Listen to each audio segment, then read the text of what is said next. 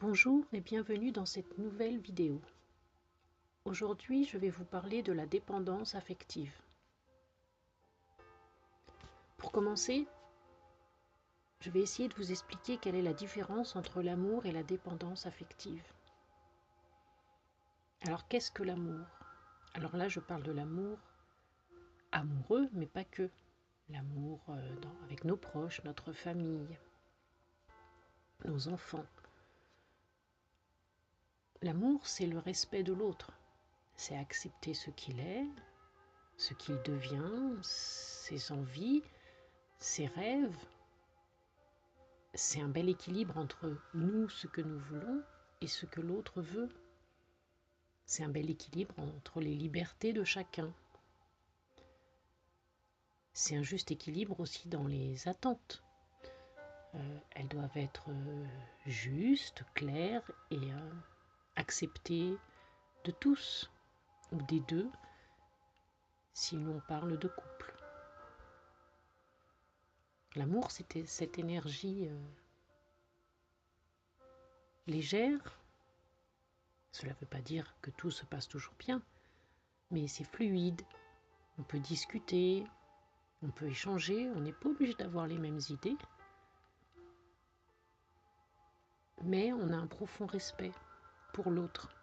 Il y a une écoute, il y a des attentions, des gestes, toutes ces petites choses qui nourrissent l'amour. La dépendance affective, c'est tout autre chose, c'est-à-dire qu'on transmet à l'autre nos peurs, la peur de l'abandon, la peur de ne pas être aimé, de ne pas être à la hauteur.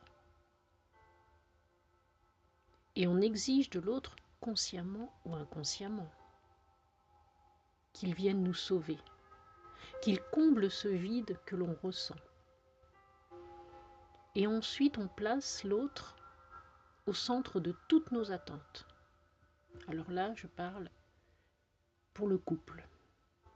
L'autre devient l'unique raison de vivre.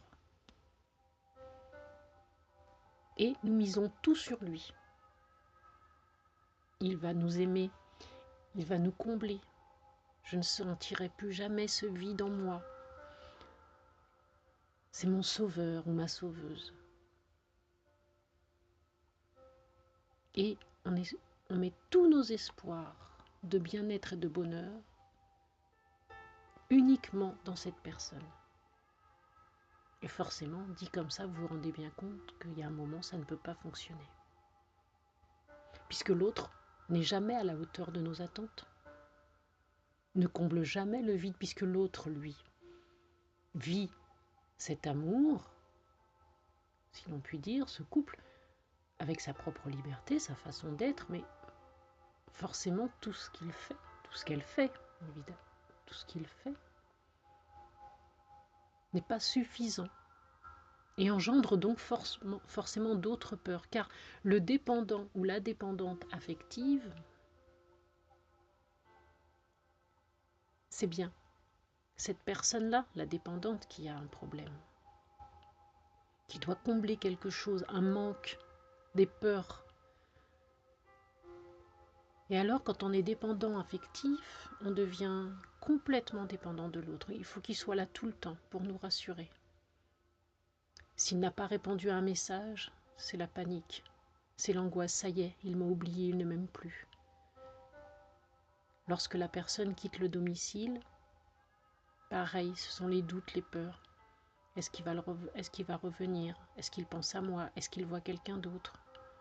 On doute de tout, on a peur de tout.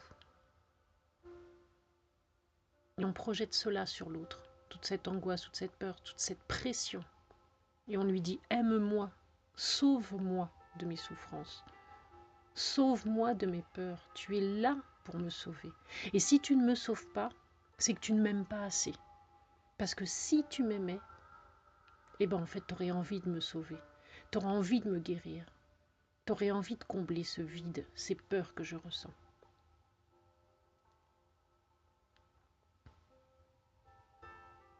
Et j'aime l'autre Quand je suis dépendant affectif, j'aime l'autre uniquement parce qu'il me rassure, parce qu'il comble mes peurs. Et c'est très difficile. Et lorsque rien n'est fait, eh bien cela vient intoxiquer la relation. Cela vient empoisonner les sentiments. Car l'autre sent bien qu'il ne peut jamais satisfaire les attentes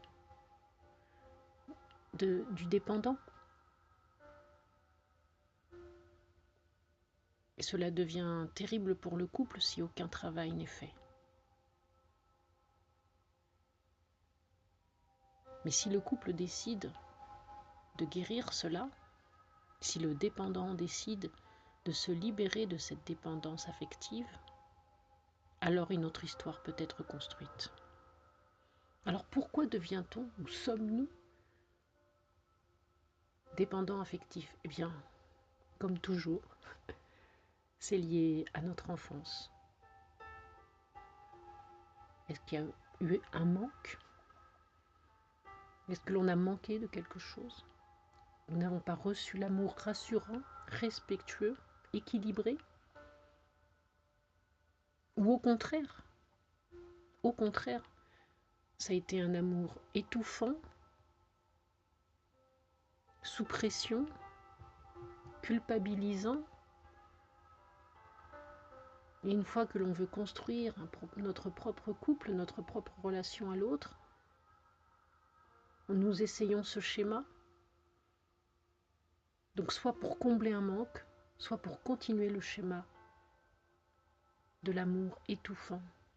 Car si tu m'étouffes d'amour, c'est que tu m'aimes assez.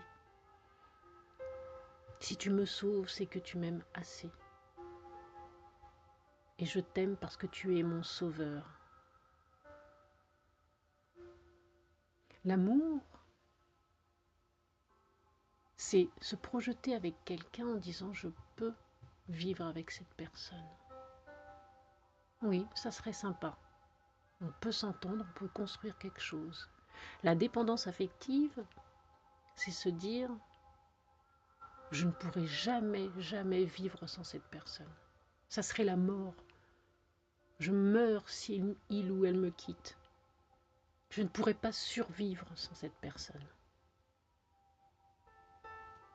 L'amour, ce sont deux personnes qui grandissent ensemble, qui comprennent leurs peurs et leurs manques, mais qui, par un équilibre et un respect,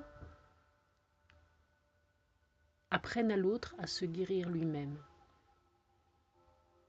Le dépendant affectif attend tout de l'autre. Cela ne va que dans un sens. Tu es là pour me guérir. Mais le dépendant affectif doit comprendre que c'est lui qui doit se libérer de cette dépendance d'amour et être lui-même un être libre et s'aimer lui-même avant d'attendre que l'autre comble ce manque d'amour. Ce n'est pas simple, c'est très compliqué pour un dépendant affectif de comprendre que l'autre n'est pas là pour le sauver, pour combler ses peurs et ses manques. Et parfois, c'est malheureusement une rupture qui va créer un choc et dire qu'est-ce qui ne va pas chez moi? Pourquoi ça n'a pas fonctionné? Là encore, comme toujours, vous pouvez guérir de vos peurs, de vos souffrances. Rien n'est figé. Vous pouvez toujours progresser, avancer. Mais la clé, c'est toujours l'amour de soi, le respect de soi. Et ainsi, vous acceptez pleinement, par respect, l'amour de l'autre, la confiance et la paix. Vous entrez dans une relation de totale confiance en vous et de totale confiance en l'autre. Soyez amoureux